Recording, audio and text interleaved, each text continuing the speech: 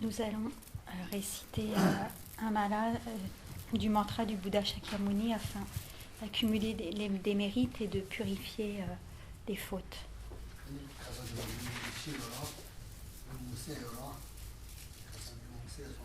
Hmm.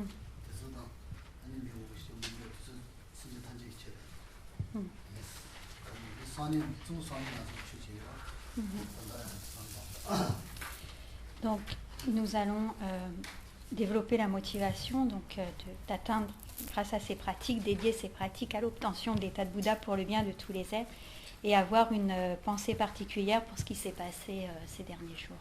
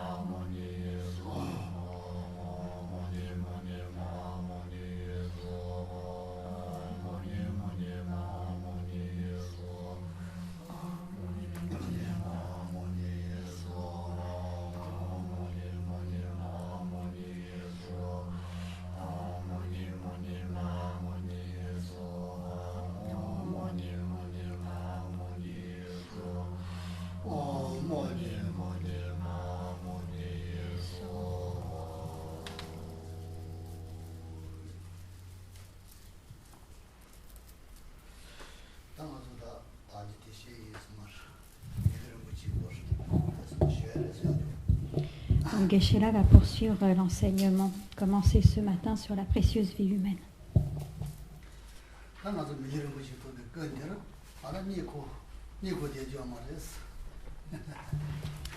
À présent que nous avons trouvé une précieuse existence humaine, il ne convient pas de dormir.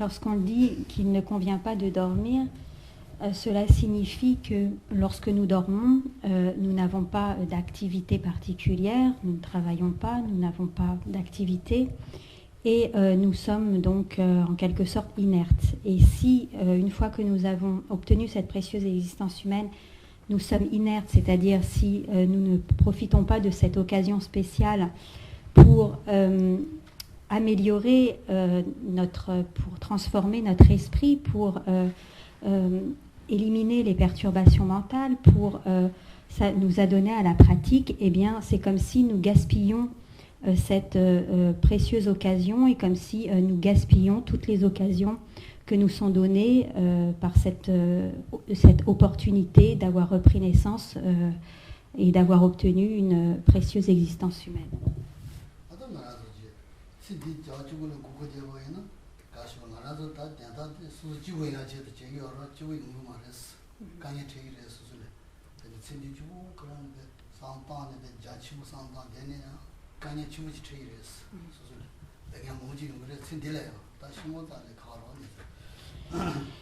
Si nous sommes uniquement préoccupés par cette existence, par le bien-être que nous pouvons retirer par nos activités, le bien-être que nous pouvons retirer simplement pour cette existence, nous nous trompons lourdement et nous n'accomplissons même pas le but que nous nous étions fixés au départ. C'est-à-dire que même en ayant pour but le bonheur de cette existence, si nous n'avons pas de but plus élevé, nous ne pourrons même pas obtenir le bonheur que nous cherchons dans cette existence.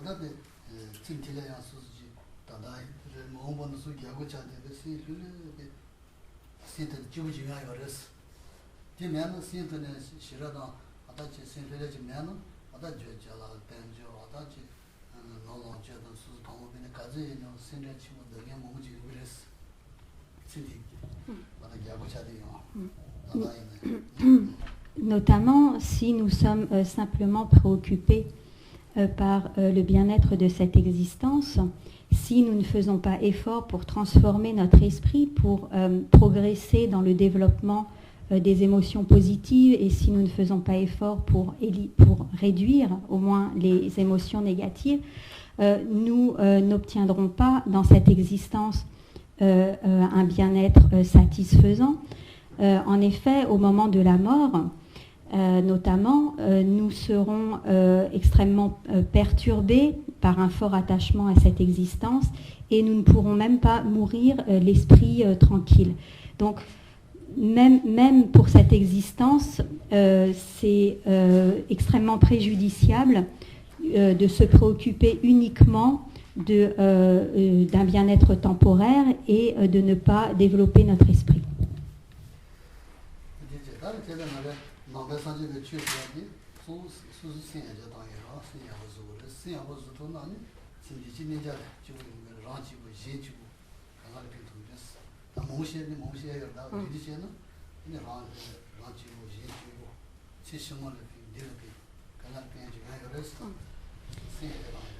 Si on veut résumer, les enseignements bouddhistes visent à transformer notre esprit. Donc c'est une pratique qui vise à transformer non pas l'extérieur ou les conditions extérieure, mais qui vise à transformer notre vision et notre manière d'appréhender les choses et qui vise à transformer notre esprit. Et pour résumer, on peut dire que les enseignements bouddhistes, grâce à leur pratique, nous permettent d'obtenir le bonheur pour nous-mêmes, pour les autres, à court et à long terme.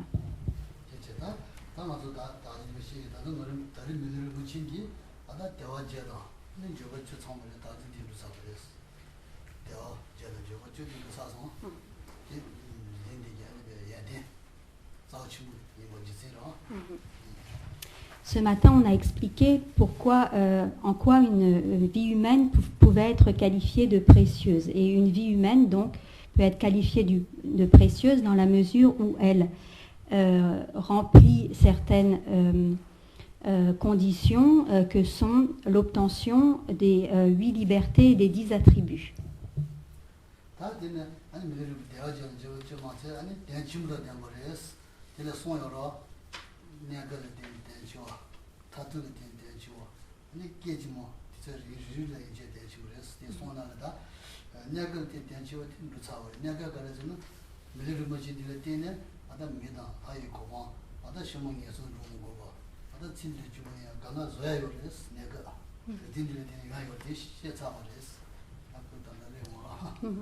Nous avons expliqué trois points qui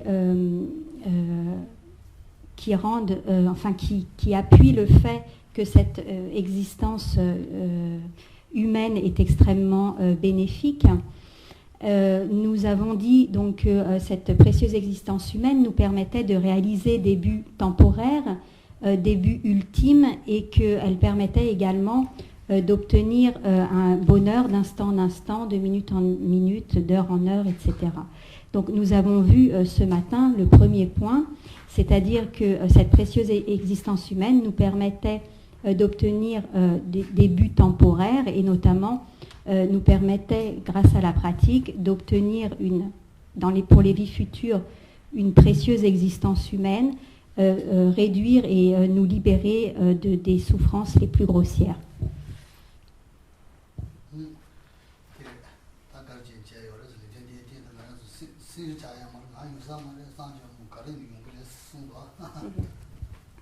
Donc en fait, il ne convient pas de se décourager, puisque cette précieuse existence humaine, une fois qu'on l'a obtenue, permet véritablement de réaliser tous les buts.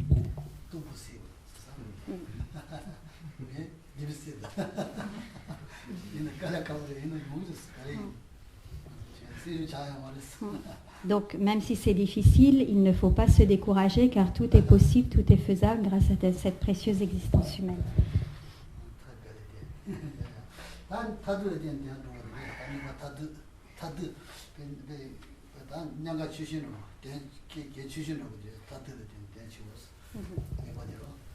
Donc, le deuxième point est que cette précieuse existence humaine nous permet d'obtenir des buts ultimes.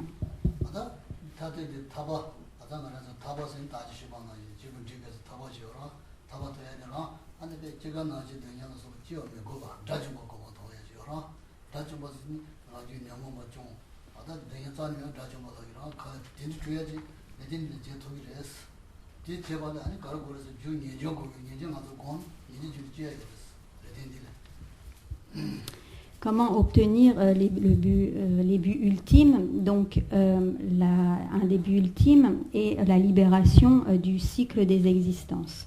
Comment obtenir la libération du cycle des existences grâce à cette précieuse existence humaine? Eh bien, en développant le renoncement et en pratiquant avec cette motivation d'obtenir la libération du cycle des existences, et avec pour support le renoncement, nous pourrons effectivement obtenir l'état d'Arat, et donc obtenir un des buts ultimes. Un Arat donc a complètement éliminé à leur racine les perturbations mentales et ne souffre plus. Donc il s'est définitivement libéré de l'obligation de renaître dans le cycle des existences, et il s'est complètement libéré de toute forme de souffrance.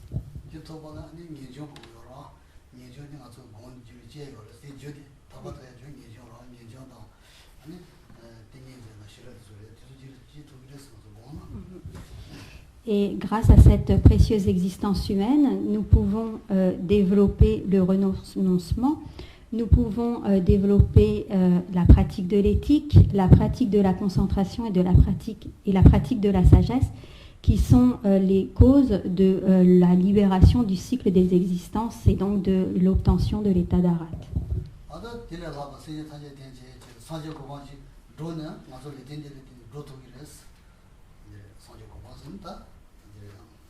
Et en termes donc de but ultime, sur la base de cette précieuse existence humaine, nous pouvons également pratiquer afin d'atteindre l'état de Bouddha.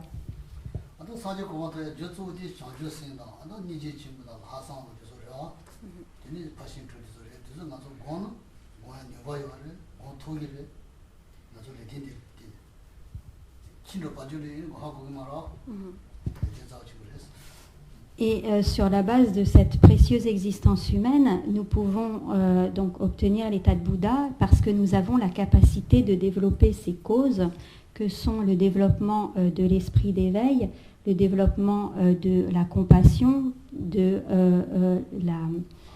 la pensée supérieure. Et donc, grâce à toutes ces pratiques, nous pouvons obtenir l'état de Bouddha, et c'est bien grâce à cette précieuse existence humaine que nous pouvons donc obtenir ce but ultime de l'état de Bouddha.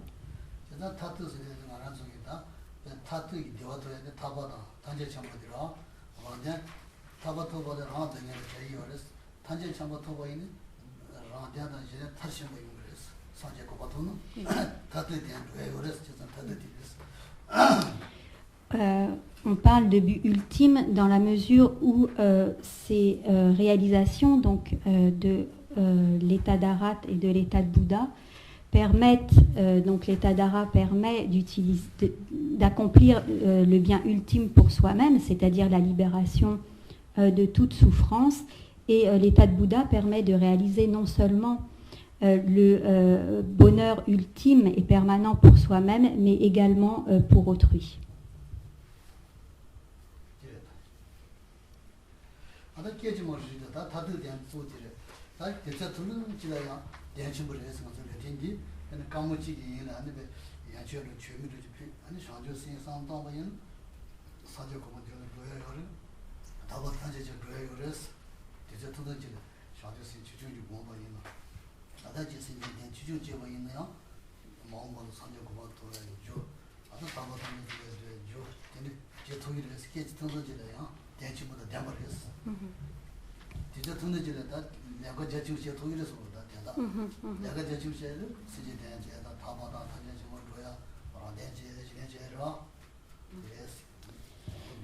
Le troisième point est d'exprimer le fait que cette précieuse existence humaine nous permet de réaliser donc d'instant en instant, de minute en minute, de jour en jour, etc., d'être bénéfique à tous les instants.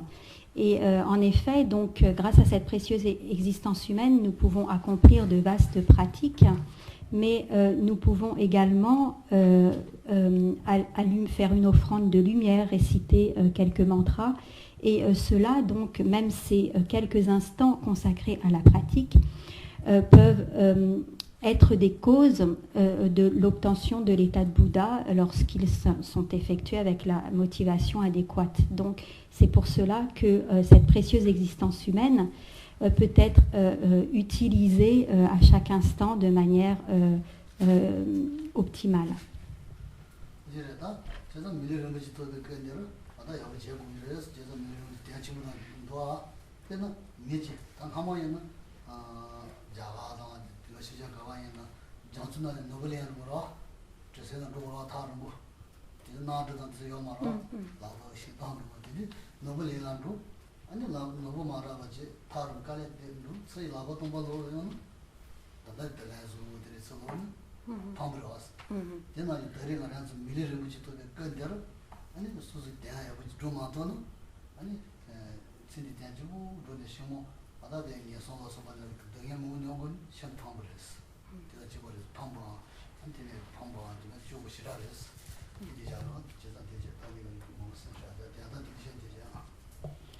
Il convient donc de ne pas gaspiller cette précieuse existence humaine, de la mettre à profit au maximum de ses capacités.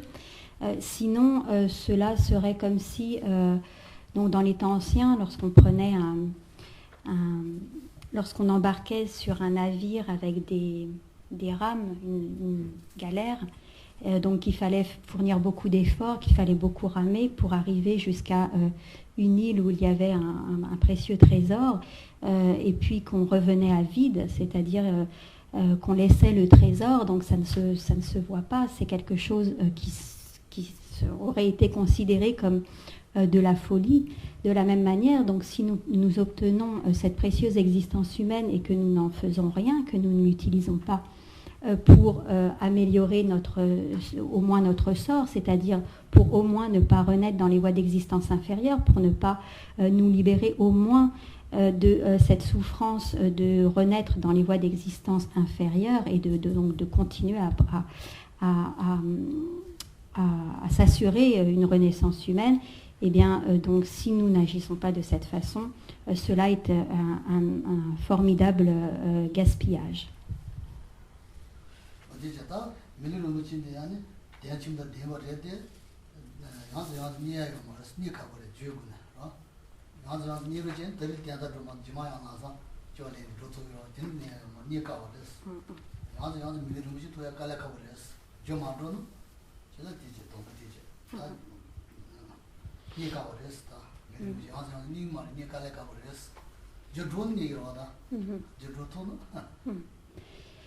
Si nous pouvions à loisir obtenir une précieuse existence humaine, ou si cela était fréquent d'obtenir une précieuse existence humaine, nous pourrions nous dire on peut un peu se relâcher, on obtiendra à nouveau cette précieuse existence humaine, ce n'est pas si difficile que cela.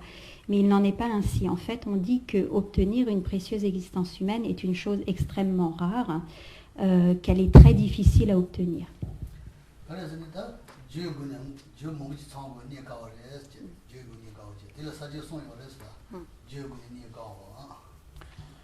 On dit qu'il est très difficile d'obtenir cette précieuse existence humaine parce qu'il faut, pour l'obtenir, réunir un très grand nombre de causes.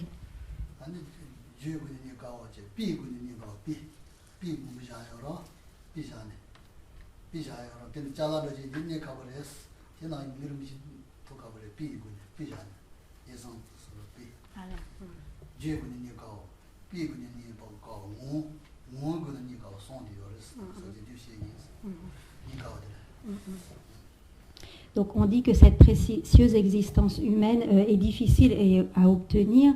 Pour cela, on donne des explications par rapport aux causes, donc le fait qu'il faille réunir un grand nombre de causes.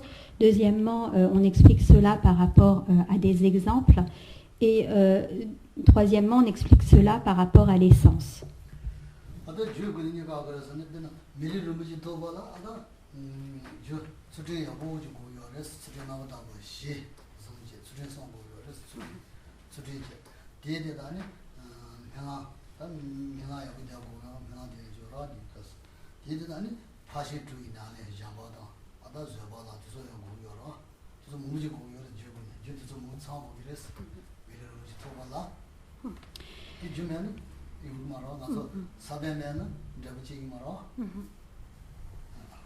Donc on explique qu'il est très difficile d'obtenir une précieuse existence humaine parce que premièrement, il est nécessaire de réunir un grand nombre de causes pour obtenir cette précieuse existence humaine. Donc de la même manière qu'on n'obtient pas un fruit s'il n'y a pas de graines, il convient de réunir des causes pour cette précieuse existence humaine, et ces causes sont très importantes et très variées.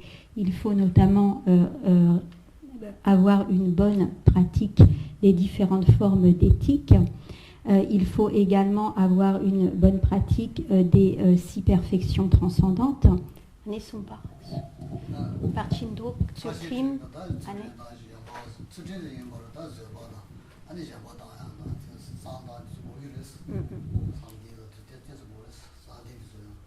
également une bonne pratique de la concentration et faire également des souhaits, des prières pour l'obtention de cette précieuse existence humaine. Donc toutes ces causes doivent être réunies pour obtenir cette précieuse existence humaine.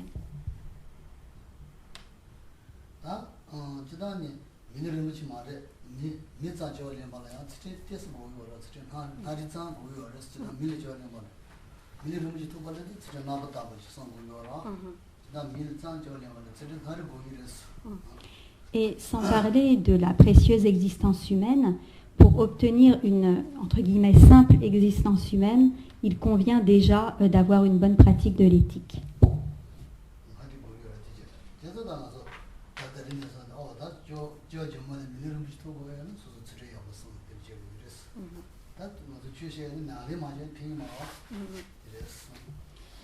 Donc, lorsque l'on entend des enseignements, il convient de les mettre en pratique et de penser puissais-je donc m'appliquer et s'appliquer véritablement au moins à la pratique de l'éthique, puisque c'est la cause principale d'une renaissance en tant qu'être humain.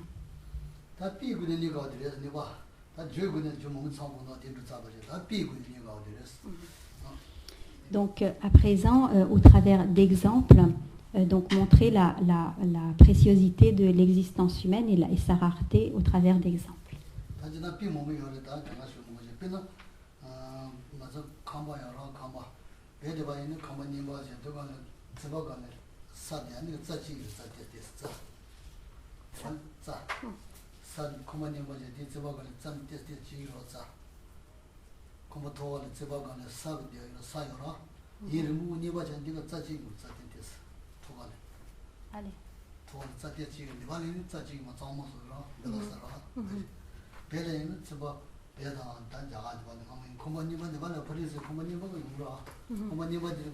Allez, tsaki giyore.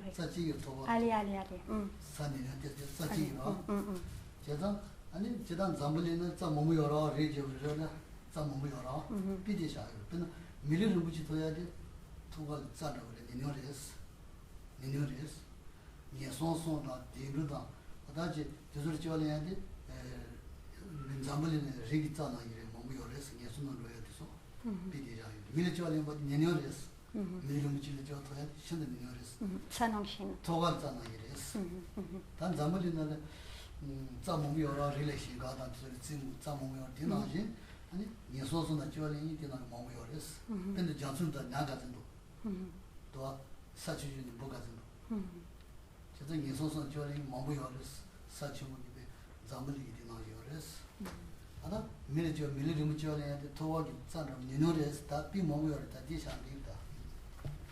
Donc, il y a beaucoup d'exemples pour illustrer le fait que reprendre une naissance en tant qu'être humain est extrêmement rare. Parmi ces exemples, on dit qu'une renaissance en tant qu'être humain est aussi rare que l'herbe qui pousse sur les toits. Donc il peut arriver parfois d'avoir un peu de mousse ou quelques brins d'herbe qui vont pousser sur les toits, mais cela reste relativement rare. En comparaison, donc l'herbe pousse plutôt dans les prairies ou dans les vallées, et donc c'est cette herbe qui pousse sur les toits est comparée aux précieuses existences humaines difficiles et rares à obtenir.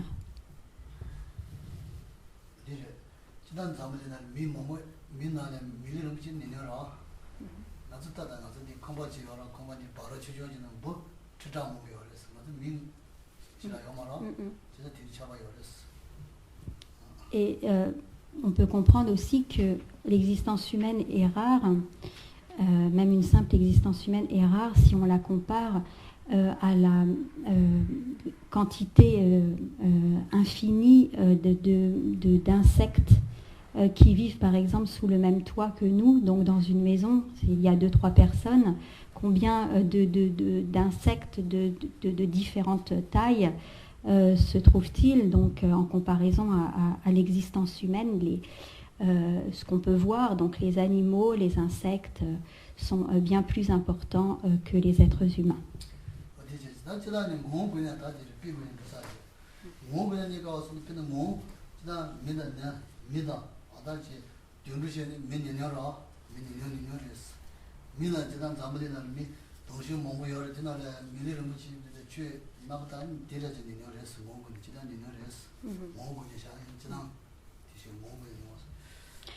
Karina Casanmowo.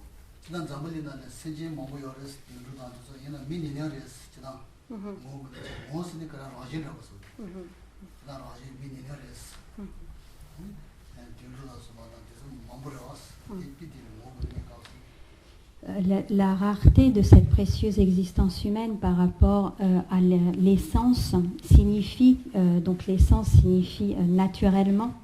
Donc naturellement, on peut constater que les êtres humains, comme on l'a dit précédemment, sont bien moins nombreux que tous les êtres des autres voies d'existence, et notamment c'est la voie d'existence que l'on peut voir, c'est-à-dire les animaux, sont infiniment plus nombreux, et en cela on peut voir donc que l'existence humaine, même une simple existence humaine, est quelque chose d'extrêmement rare.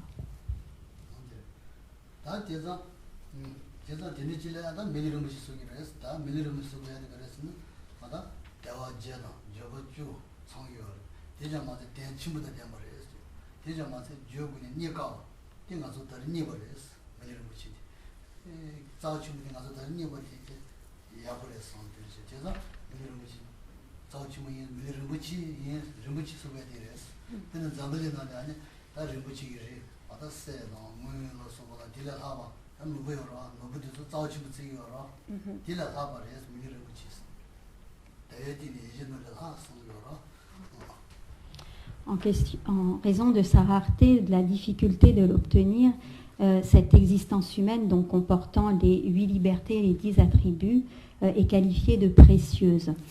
Dans ce monde, donc, on qualifie de précieux les métaux comme l'or ou l'argent, enfin tous ces métaux qui ont une valeur, parce que ces métaux sont plus difficiles à trouver ou à obtenir que des métaux plus ordinaires. De la même manière, donc, cette existence humaine, si elle est pourvue des 18 libertés et attributs, est qualifiée de précieuse parce qu'elle va offrir toutes les capacités et toutes les possibilités pour la pratique.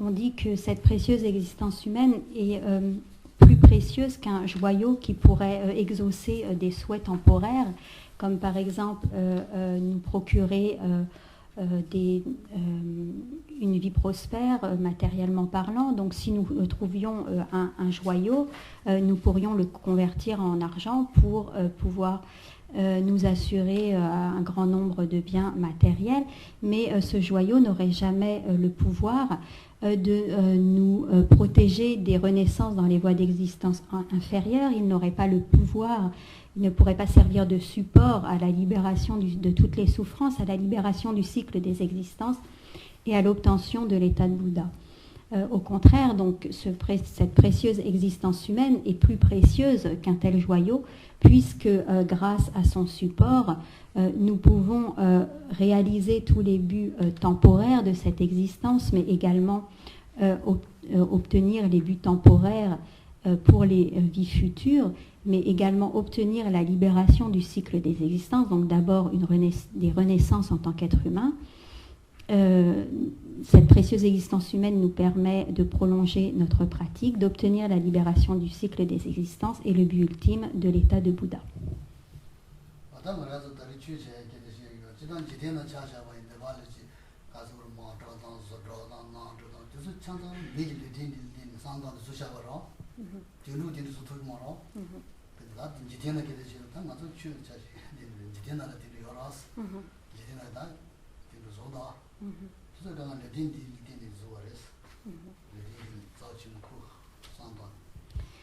Il y a beaucoup de choses qu'un être humain peut réaliser, contrairement aux animaux.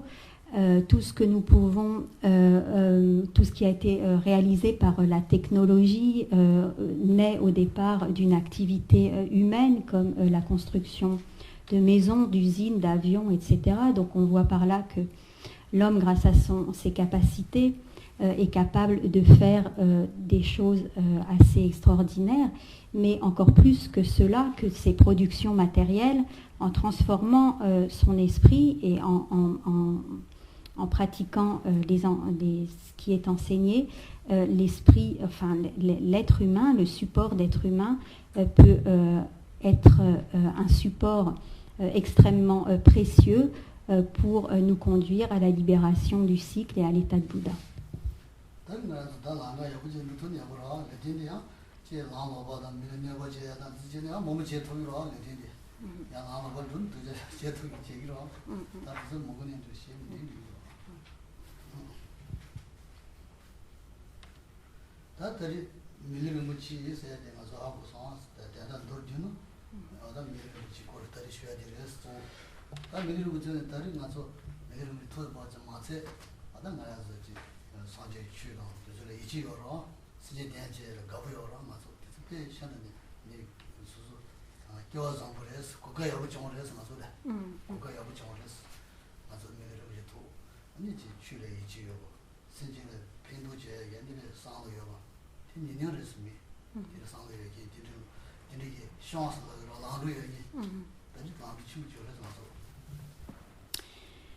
Donc Geshe-la a expliqué ce que constituait une précieuse existence humaine, et nous devons véritablement nous réjouir d'avoir cette précieuse existence humaine. En effet, lorsqu'on y regarde bien, les personnes qui ont foi véritablement dans les enseignements, des personnes qui ont un esprit altruiste, qui veulent vraiment faire leur possible pour être utiles aux autres, et qui ont foi dans les enseignements, ces personnes sont rares. Et donc nous devons véritablement nous réjouir et mettre en application les enseignements pour que cela soit productif.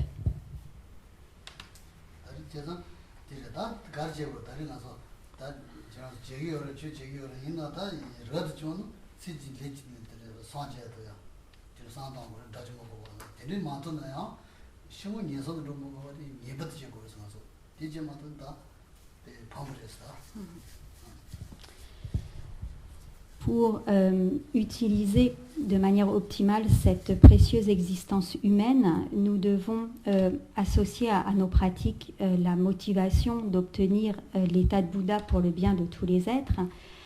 Si nous ne faisons pas cela, avoir la motivation intermédiaire d'obtenir la libération du cycle des existences, mais au minimum pratiquer en vue d'obtenir une précieuse existence humaine dans les vies futures.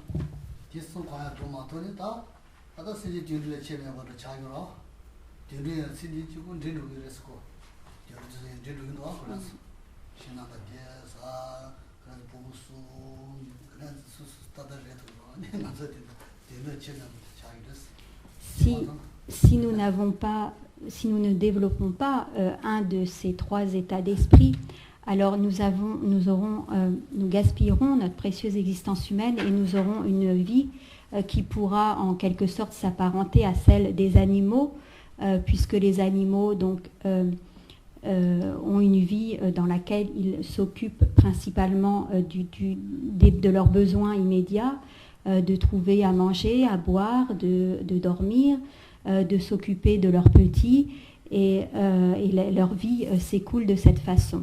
Donc si nous voulons donner une sorte de plus-value à notre existence humaine, il faudra au minimum donc développer l'une de ces trois motivations et pratiquer avec une de ces trois motivations.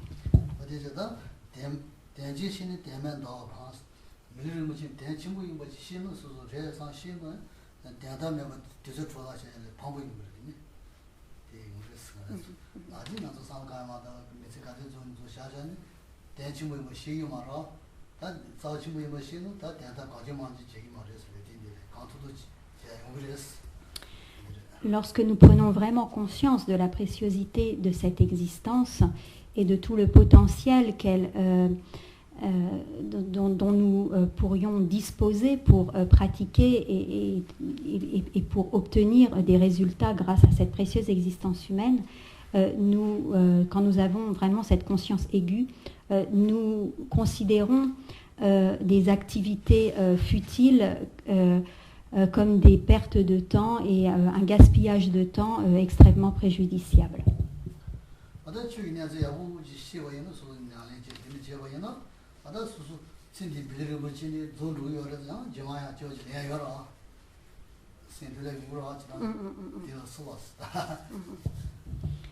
Et si nous orientons notre pratique avec les motivations dont on a parlé, on aura également l'esprit beaucoup plus détendu, on sera beaucoup plus serein par rapport à la venue de la mort et par rapport au futur.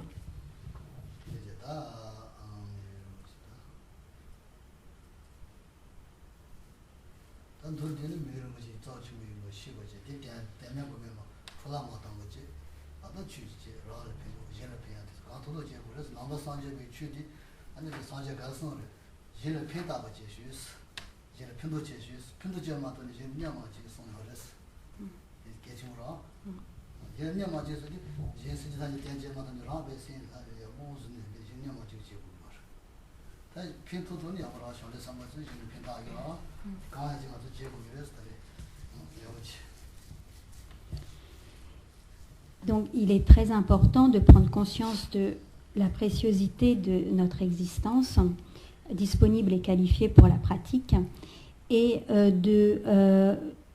en résumé, donc, faire en sorte de transformer notre esprit afin d'être plus utile aux autres et afin de nous être plus utiles à nous-mêmes. Et comme l'a enseigné le Bouddha Shakyamuni, faites en sorte d'être utile aux autres, d'être bénéfique pour les autres. Et si vous n'êtes pas en mesure de le faire, au moins ne nuisez à aucun être humain. Et pour ne pas nuire aux autres, cela demande un travail, cela demande des efforts et une transformation de notre esprit, donc à la fois pour être utile aux autres, et si nous n'en avons pas le potentiel pour l'instant, faire en sorte de transformer notre esprit pour au moins ne pas nuire aux autres.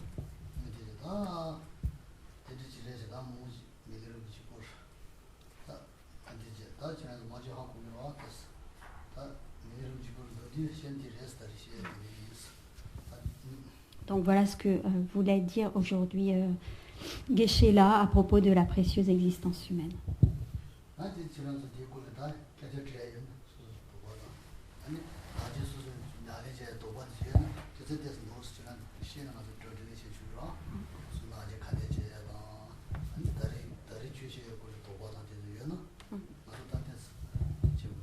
Donc si vous avez des questions à poser, comme on a un petit peu de temps, si vous voulez poser des questions sur l'enseignement ou sur une pratique ou sur quelque chose qui vous interroge, vous pouvez le faire maintenant.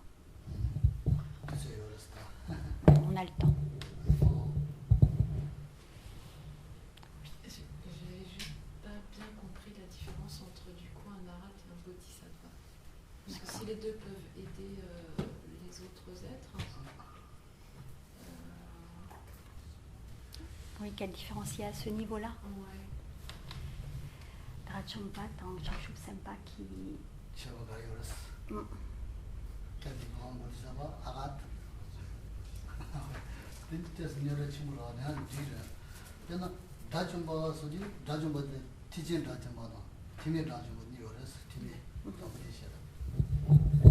Donc déjà, il faut distinguer un arat du petit véhicule, du Hinayana, et un arat du grand véhicule, du Mahayana.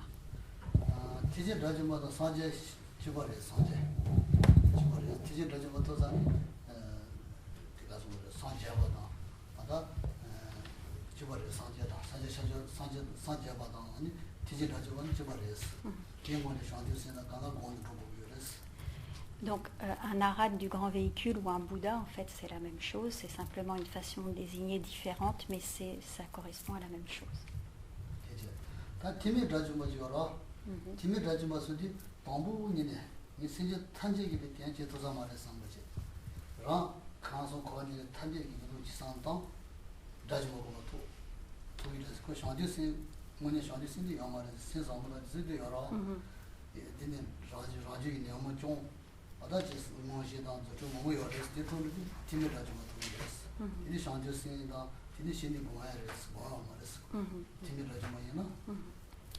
Donc un arhat dans le petit véhicule a la motivation de se libérer lui-même du cycle des existences, mais n'a pas développé l'esprit d'éveil, c'est-à-dire qu'il pense qu'il n'a pas les capacités. Il pense je ne pourrai jamais accomplir le bien de tous les êtres, donc je vais me libérer moi-même du cycle des existences. Ça ne veut pas dire qu'il n'a pas de bonté, ni qu'il n'a pas d'altruisme, mais qu'il ne se sent pas la capacité de mener tous les êtres à l'état de Bouddha une fois que lui-même aura atteint la libération du cycle des existences.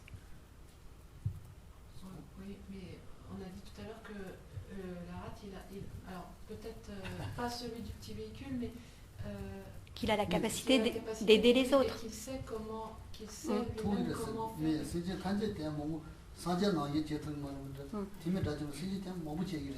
faire.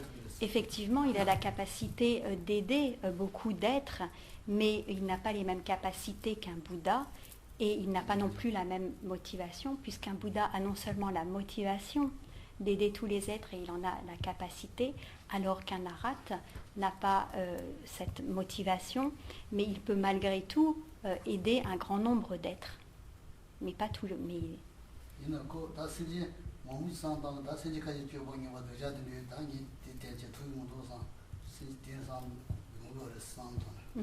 Par exemple, donc, un arhat dans le cadre du petit véhicule ne s'attaquera pas entre guillemets à des êtres extrêmement perturbés en pensant je ne vais rien pouvoir faire pour eux.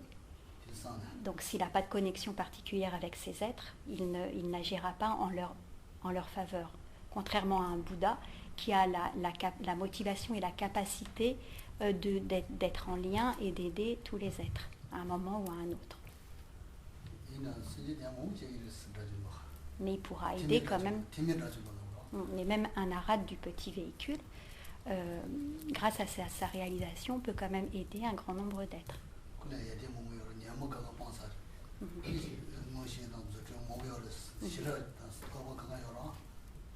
Et il peut aider les êtres en vertu donc de ses réalisations, puisqu'il a éliminé les perturbations mentales, il a des capacités de clairvoyance, il peut également de sagesse, il peut également avoir des manifestations miraculeuses.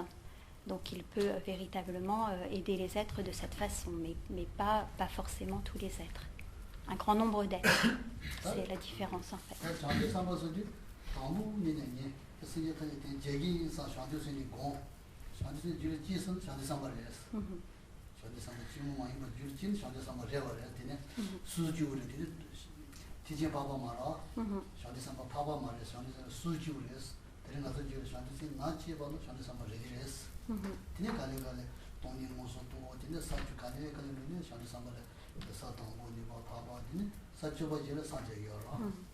En fait, ce qui va définir au départ, ce qui va être la cause de l'obtention de l'état de Bouddha, et ce qui va définir un être comme étant un bodhisattva, ça va être sa motivation.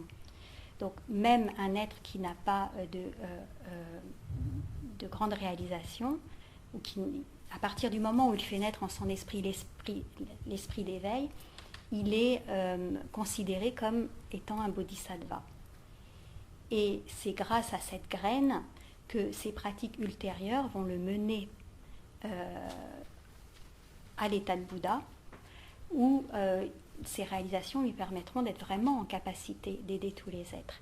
Alors qu'un arhat du petit véhicule, au départ, n'a pas cette motivation d'atteindre l'état de Bouddha pour le bien de tous les êtres. Il a la motivation d'obtenir la libération du cycle des existences pour lui-même, ce qui lui permet d'avoir malgré tout de grandes capacités d'aider les autres grâce à sa réalisation de la sagesse, grâce à l'élimination dans son propre courant de conscience des perturbations mentales, de sa clairvoyance, etc. Mais ce n'est pas son objectif au départ, si tu veux.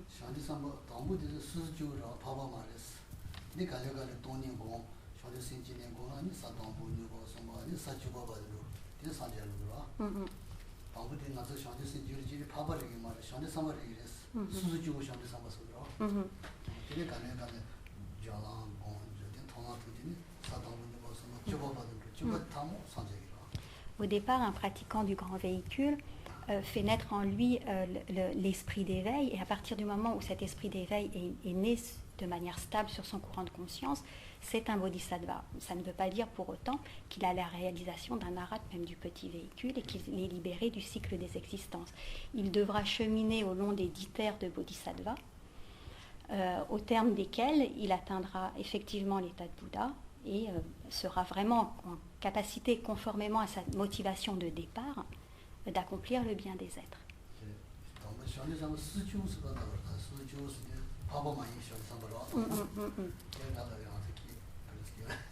Donc au début, le bodhisattva rentre dans la famille des bodhisattvas parce qu'il a développé l'esprit d'éveil, mais c'est un être ordinaire. Enfin, en tout cas, il n'a pas les réalisations que peut avoir un arhat. Et il y a un autre type de bodhisattva.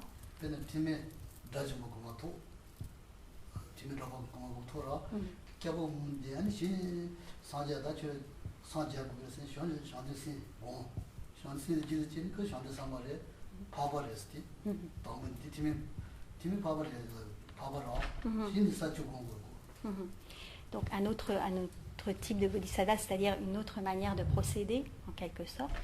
Il y a donc des êtres qui suivent la voie du petit véhicule, qui obtiennent l'état d'arhat, qui se libèrent du cycle des existences, et qui ensuite, une fois libérés du cycle des existences, à ce moment-là développent l'esprit d'éveil et parcourent le chemin pour...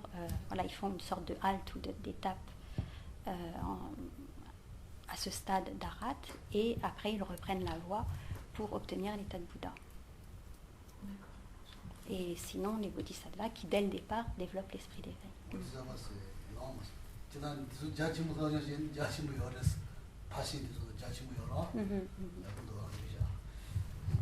Donc, quand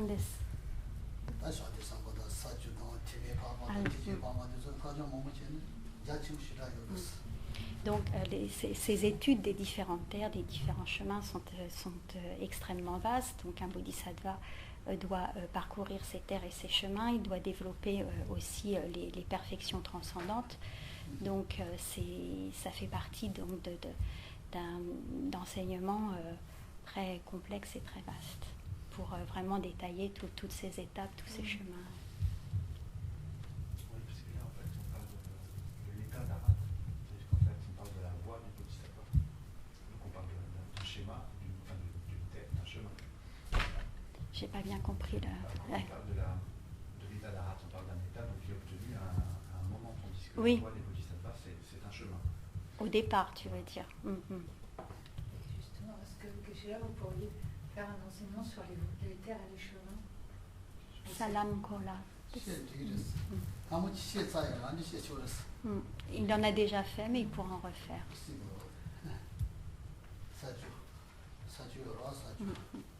Et 10 terres. J'ai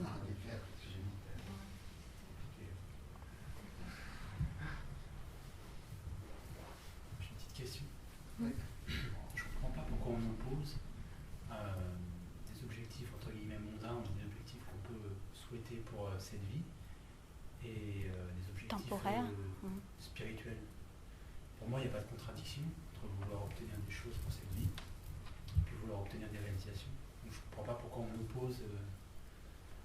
J'ai l'impression que c'est soit. Tu as l'impression qu'on oppose. Alors, c'est sûrement une mauvaise perception, mais si si quelqu'un est trop dans la, je sais pas, dans la misère ou que, même sur un plan juste temporel, c'est un frein énorme à ses réalisations spirituelles. Donc, je sais pas si j'ai été très clair. Je vais essayer. C'est pas forcément. Non, pas forcément. Ah, oui, c'est pas. Bah oui, c'est pour ça. Là, j'ai l'impression. Dans la présentation. Les choses, c'est plutôt, soit c'est vraiment S'en détacher.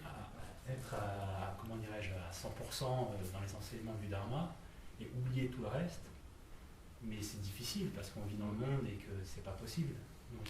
Donc tu veux dire que les buts temporaires, non, tu veux dire que le bien-être de cette existence est important et n'est pas forcément contradictoire avec la poursuite des Et ça enseignements. peut aussi même être un. Kasa Didrapore, Kansana Yang Gelchanpore, Ane Chenayang, Yang Saya, Ane Digogirawa, Ane Yang Gelchanpore, Nika Gelchanpore, Gelda Mare.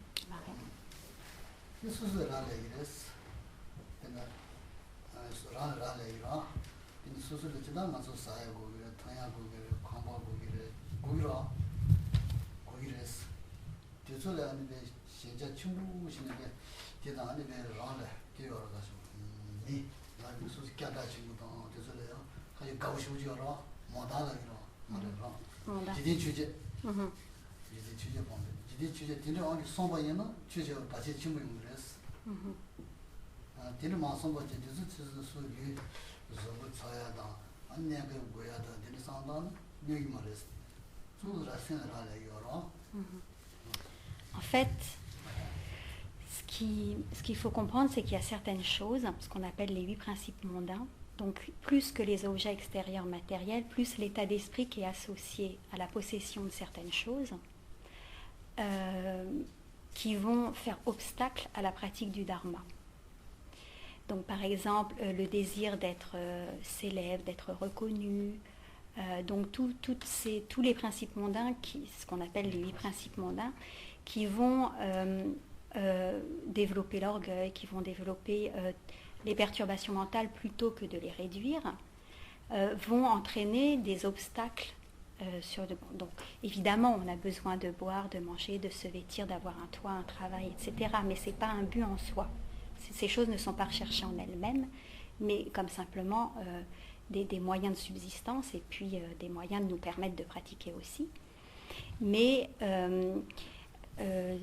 effectivement, un état d'esprit négatif associé à ces possessions ou à certaines situations entre guillemets mondaines peuvent constituer des obstacles à la pratique du dharma. Donc en ce sens, être opposé à la pratique du dharma. Mais ce n'est pas les choses en elles-mêmes, c'est plus l'état d'esprit qu'on va avoir par rapport à telle ou telle situation. Est-ce que c'est clair ou je peux demander?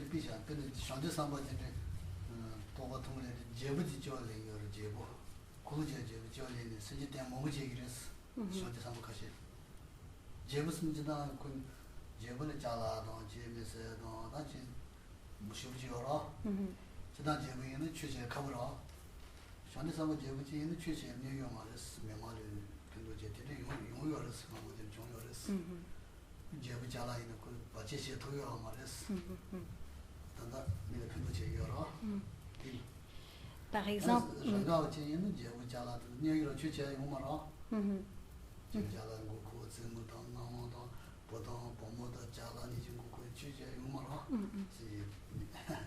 donc en fait, tout va dépendre de la disposition d'esprit. Ce ne sont pas les choses matérielles ou les situations qui en elles-mêmes vont être négatives ou poser obstacle à la pratique. Mais si par exemple un être ordinaire se retrouve roi, il va être tellement attaché à sa condition, il va être tellement attaché au bien matériel qu'il sera difficile pour lui de pratiquer le dharma. Et donc là, en ce cas-là, pour un être ordinaire, ça va plutôt constituer un obstacle. Mais si un bodhisattva, et c'est déjà arrivé, reprend naissance en tant que roi, il va pouvoir utiliser ses richesses et ses biens, ses possessions, pour le bien des êtres. Et dans ce cas, non seulement ce ne sera pas un obstacle, mais ce sera même nourrir sa pratique du dharma que d'avoir cela. Donc en fait, les enseignements sont donnés par rapport donc, aux êtres ordinaires qui, dans certaines situations, pourraient se trouver donc entravés par certaines dispositions d'esprit dans certaines situations. Voilà. Non, mais c'est très difficile à formuler ce que... Vas-y, on va essayer, vas-y.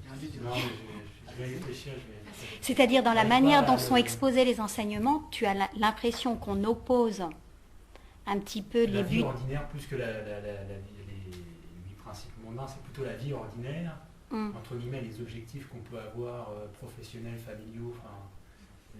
La vie ordinaire, quoi. Et les objectifs spirituels. Et tu as l'impression que... que la vie ordinaire, c'est une perte de temps, que finalement, faut un peu balayer tout ça, et parce que c'est du gaspillage de temps, pour être totalement disponible à la vie spirituelle. Mais en même temps, c'est un peu impossible, quoi. Bernard. C'est pas ce qu'il va dire. Non, mais on peut poser la question. J'imagine que je me comprends mal, c'est pour ça. Je vais demander si effectivement c'est considéré comme une perte de temps ou un gâchis que d'avoir des ambitions personnelles, par exemple dans son travail, Jésus sa vie avec... ou d'avoir des enfants, des machins, enfin de s'investir ailleurs en fait. Voilà, parce que c'est un investissement. Avoir des enfants, par exemple, c'est un investissement. T'en as Pugusoyatan, les cas Yakietonga, les cas Yakochik, Rayakichitu, Ane Ditso, que ça, Mitse Trola Tanya Sigirepe, il y en a Shen, que ça Pugus Sonata Trola, Tutsu Trola Tangire, Ane les cas Yakachik, Rayaki.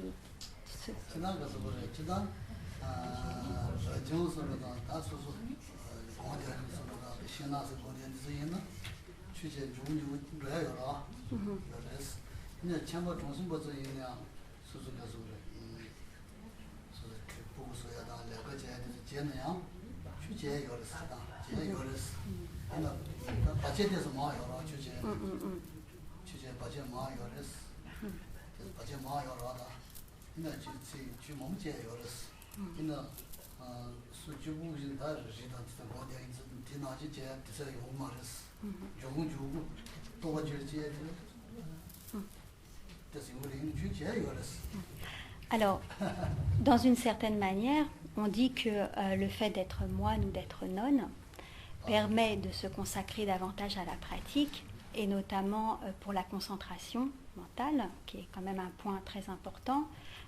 Ça offre quand même des conditions beaucoup plus propices, puisque lorsqu'on a plusieurs activités, une famille, etc., se concentrer, c'est quand même un petit peu difficile.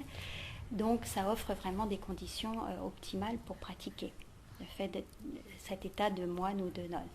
Ça ne veut pas dire qu'en tant que laïque, on ne puisse pas pratiquer, on peut pratiquer différemment, et il y a beaucoup donc de qualités qui peuvent être développées grâce à la patience ou autre, grâce à une vie de famille, même dans le cadre du travail, etc. Donc, ce qui va être plutôt remis en question, c'est tout ce qui va être démesuré dans des ambitions, etc., etc. Donc là, ça peut poser un obstacle. Mais sinon, même une vie de laïque, même si on dit que les conditions des moines et des nonnes sont un peu plus avantageuses pour la pratique, permettent malgré tout de développer des qualités, et on peut pratiquer même avec une famille, même avec, il y a des pratiques que l'on peut faire également, donc ça ne constitue pas un obstacle si on a la disposition d'esprit appropriée tout simplement. Voilà. Est-ce que c'est le plus clair pour toi?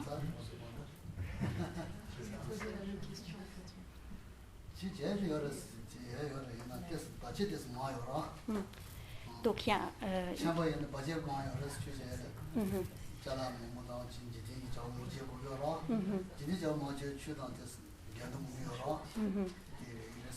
Mhm. 틱대서 요리는 주제 요리스다. Donc on peut évidemment pratiquer en tant que laïque et donc de nombreuses pratiques. C'est un peu plus difficile, il y a un peu plus d'obstacles parce qu'il y a des risques d'attachement, de partialité, donc un danger donc, de développement des perturbations, mais malgré tout, la pratique est tout à fait possible et ça permet également de développer de nombreuses qualités.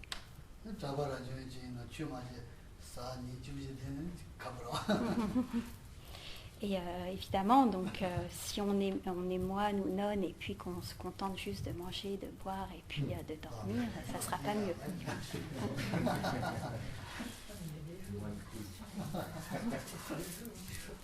Donc, ça dépend un peu de ce qu'on en fait, de ces conditions, mais pas rechercher la difficulté forcément non plus. Peut-être avoir moins de temps pour faire des pratiques dites formelles, mais peut-être plus se concentrer sur les pratiques mentales et dispositions d'esprit. 진짜 바체테스 뭐 요리스 내가 제가 단 지리 저도 추다 됐 팀마로. 그래서 바체테스 뭐 요리스 주제로. Comme l'esprit est occupé à des activités diverses et variées, forcément il y a moins de disponibilité, donc forcément il y a plus d'obstacles à la pratique, parce que l'esprit est vraiment pris parfois par ces activités. Ça c'est clair. 이네요. c'est clair 이네요 제 요리스. 네 possible. J'ai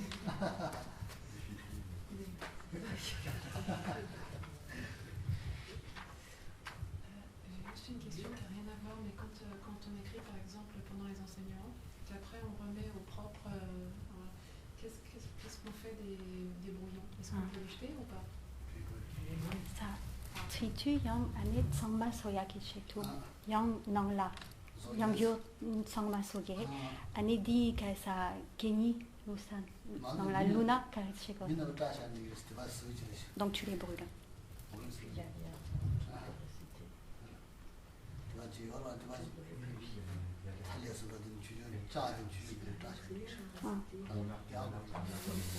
Donc si tu as des petits récipients dans lesquels tu peux les brûler ou une cheminée, enfin, je sais pas.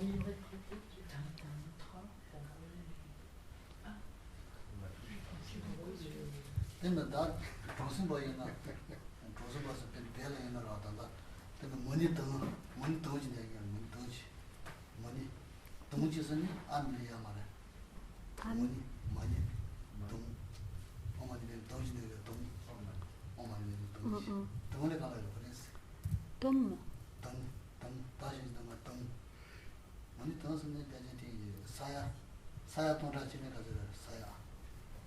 Saya Tantra.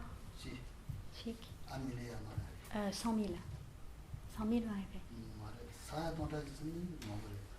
Boum. Boum 100 000. 1 million 도라지를 갔어요. 1 million. 도라지. 1 million. 1 milliard. 1 million 사야 1 million에 사야 돌아 배봐. 사야 도라지. Alors 1 million, 1000 fois 1 million, ça donne quoi? 1 milliard. 1 milliard. Ça fait 1 milliard. 1 milliard. C'était le money. 배봐 이때 당 money 당지에서. money 산 돈이 당이라서 기분. 조서 보서. money 당지 당도는 때는 저지는 지 타치기로서. 예선 룩만 했을 때. 이 조서 보서 제기로서. money 당라자니 질가네 수지 질가. 돈 수선 수지 질간지. Chilicambla, carrière. 수치중지. 돈가부지 돈가. 돈가요라 돈가. 돈가를 쓰니 돈 뭐지나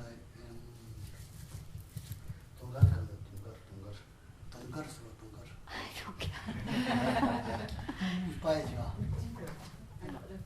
C'est une conque. Tonka. 지금 돈가부지 원동을 나서 내가 이게 너무 가시지. 지금 Carrière chez les Congolais.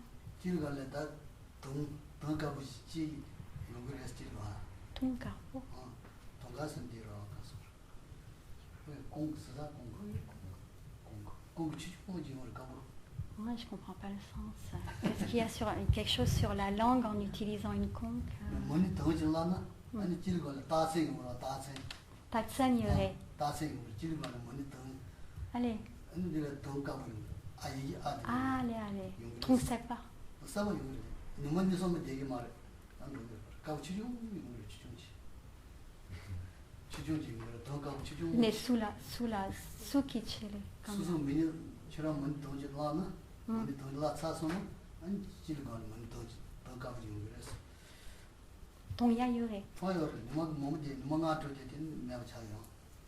Allez, Tengsang ton ya yore. 요를 배를 요를 뭐 아마들이 너무 많이 더지 라기로 하면 뭐 더지 그렇잖아.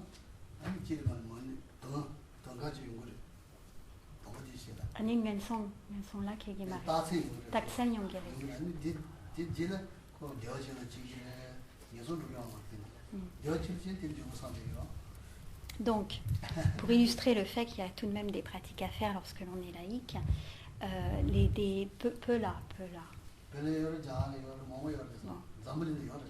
Donc, dans le monde, hein, pas forcément au Tibet, ça peut être en Inde aussi, des gens qui récitent donc 1 milliard, tu m'as dit que c'était 1 milliard, 1 milliard de Omani Pemeon, ont des signes visibles un effet visible de cette pratique sous la forme sur la langue d'une conque,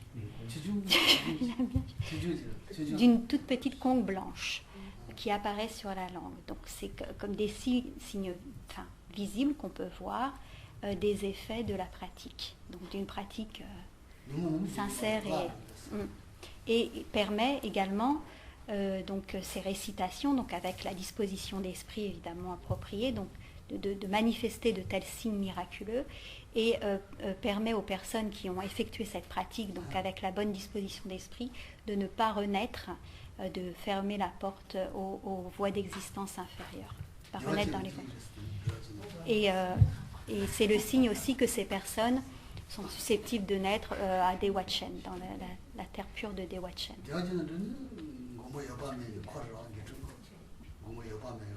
Amitabha. Et donc dans cette terre pure de Dewachen, le Bouddha Amitabha donne les enseignements, ce qui est une occasion vraiment idéale pour atteindre rapidement l'état de Bouddha.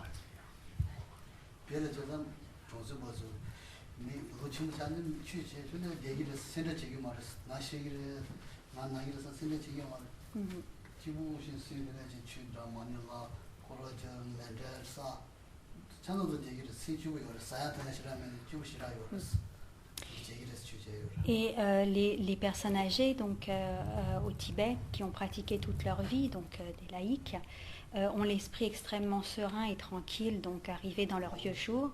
Ils connaissent les mantras à réciter, les offrandes de mandala, ils font des tours également, des koras pour accumuler des mérites. Et donc, même s'ils n'ont pas beaucoup à manger, même s'ils vivent dans des conditions assez précaires, ils ont l'esprit extrêmement joyeux et serein. Et c'est vraiment le fruit visible, évident de leur pratique, de toute leur vie.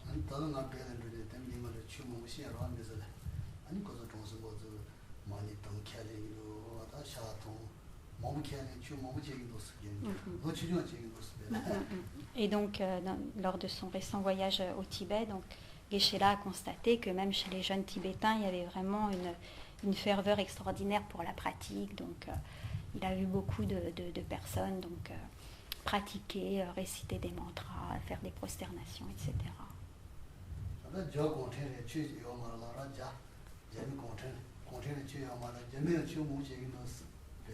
Gyami qui Chochigire.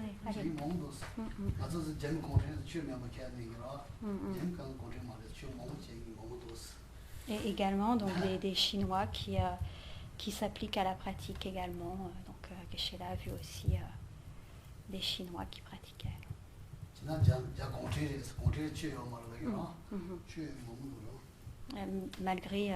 Malgré les interdictions, malgré le fait que ce soit prohibé, donc beaucoup de Chinois s'intéressent au Dharma et pratiquent.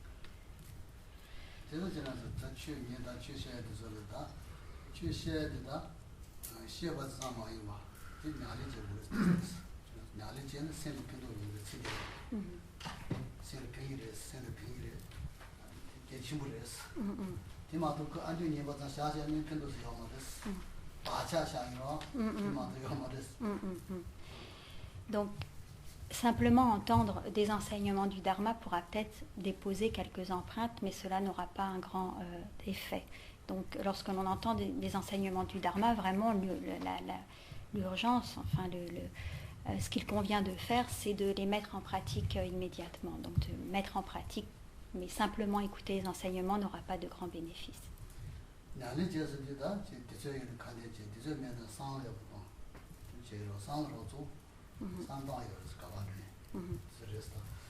Donc comme c'est une pratique intérieure et qu'il s'agit de modifier la façon de penser, même réfléchir, penser aux enseignements est une pratique qui est très importante à faire et que l'on peut faire dans de nombreuses situations.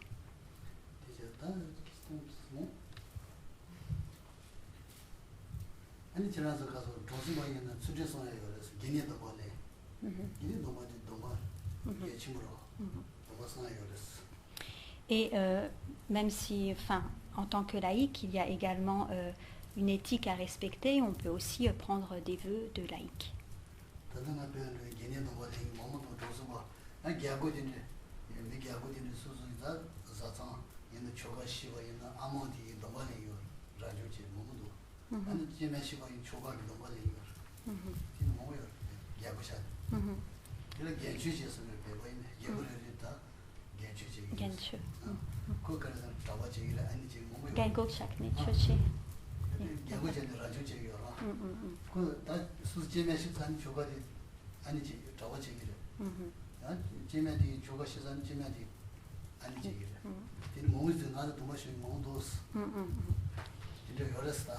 Et au Tibet, donc, ce qui se fait beaucoup chez les couples, quand il y en a un des deux qui meurt, donc si le mari meurt le premier, les femmes souvent deviennent nonnes, et puis inversement, donc quand c'est la femme qui meurt en premier, donc souvent il y a sur le tard des hommes qui prennent les vœux, donc ils ont un nom particulier.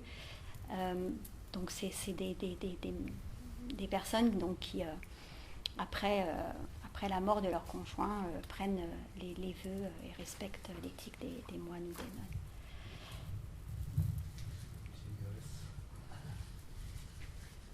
Pour rester le milliard de mantras, c'est d'affilée. Tuchikla, Kasamani, Tango Girete. L'eau Mangpo. Non, ça se fait en plusieurs années, en beaucoup d'années. Mais on peut arrêter une semaine et... Non, tu dors pas, tu continues. Non, mais on tient un petit carnet, puis on écrit. Oui, on note tout, oui, il faut toujours. Tu comptes avec ton malade, c'est rare. Il faut commencer jeune, donc ça fait vraiment... 1 milliard, ça fait beaucoup. Mais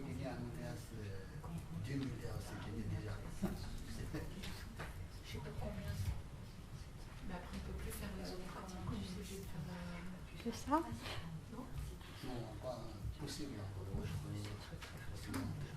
J'avais une amie, Guéchéla, qui a fait 2 retraites à l'île française. Hein.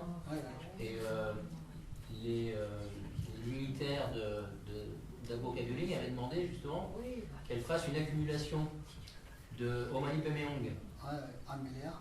Oui, absolument. Mais par contre, elle ne faisait pas seule forcément. C'est-à-dire que quand on était des groupes comme ici, on faisait par exemple 15 malas et elle demandait à chacun combien on avait fait. Et sur son petit carnet, elle additionnait en fait aussi les malas des autres parce qu'elle faisait une accumulation, mais je ne me souviens plus du chiffre, c'était absolument énorme.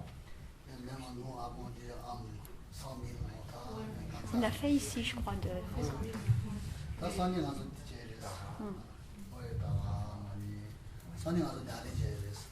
Donc on pratiquera demain, justement.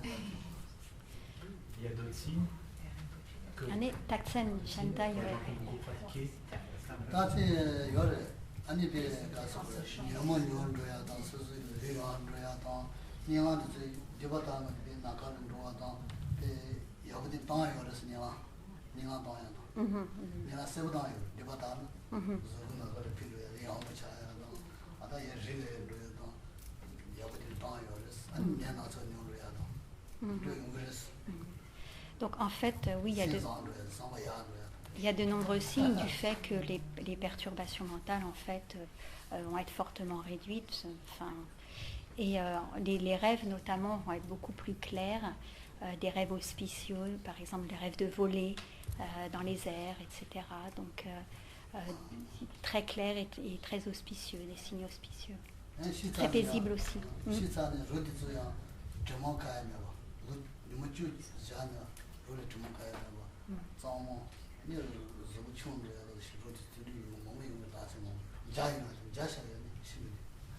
Et donc des signes de réalisation grâce à la pratique, ça peut être aussi des corps incorruptibles.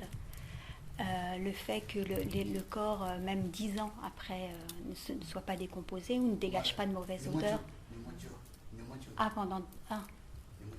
Pardon, j'ai dit pendant des années, mais c'était pendant 10 jours. Déjà, les petites réalisations, c'est 10 jours. Caché. C'est pour les yogis que le corps vraiment pendant plusieurs années est incorruptible. Là, il est maintenu au moins pendant sans odeur et sans décomposition pendant 10 jours.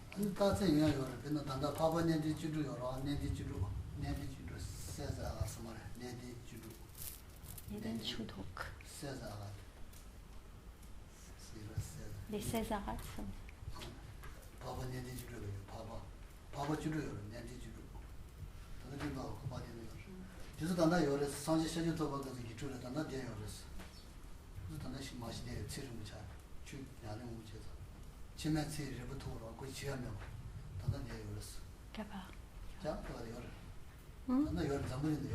Allez. Parpa, Arya. On dit aussi qu'il y a 16 Aryas qui étaient des disciples du Bouddha, qui, grâce à leur pratique, ne sont pas morts, sont toujours en vie et sont toujours vivants. Donc ça, c'est des signes. Donc il y a différents niveaux de signes aussi, en fonction des réalisations obtenues.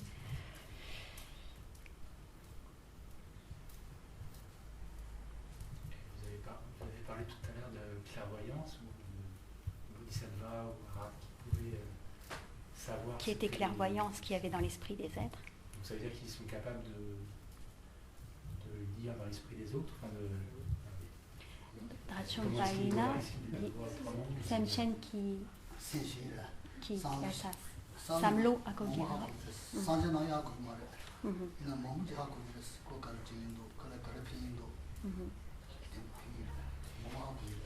Donc leur clairvoyance, là encore, c'est un niveau de... C'est j'allais dire des compétences.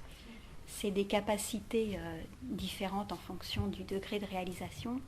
Mais même si les arhats n'ont pas la même clairvoyance qu'un Bouddha, qui vraiment a une connaissance de tous les phénomènes de manière impeccable, on va dire, les arhats peuvent quand même savoir ce qui est bénéfique aux êtres, et ils ont quand même peuvent voir dans l'esprit des êtres, dans une certaine mesure, pas de manière aussi complète qu'un Bouddha, mais ils peuvent quand même venir en aide aux êtres parce qu'ils ont des dons de clairvoyance. Là, tu parles des arhats. Du petit véhicule, du coup. Oui. D'accord.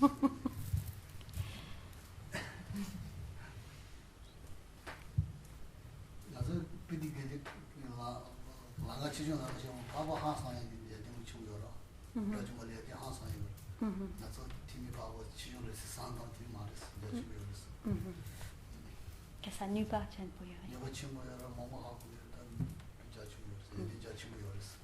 Donc quand on parle du petit véhicule, donc il y a des êtres du petit véhicule qui ont atteint des stades d'Arya ou d'Arhat et qui ont des pouvoirs extraordinaires, enfin